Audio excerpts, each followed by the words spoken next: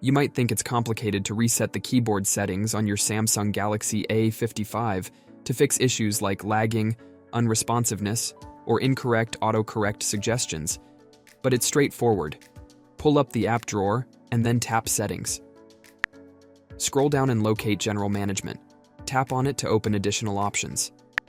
Next, find and select Samsung Keyboard Settings. Once inside, scroll to the bottom and tap Reset to Default Settings. Here, you'll see several options. If your goal is to reset only the keyboard settings, tap Reset Keyboard Settings and then confirm by tapping Reset at the bottom of the screen. This restores the keyboard to its default configuration, which is especially useful if adjustments you've made are causing unexpected behavior.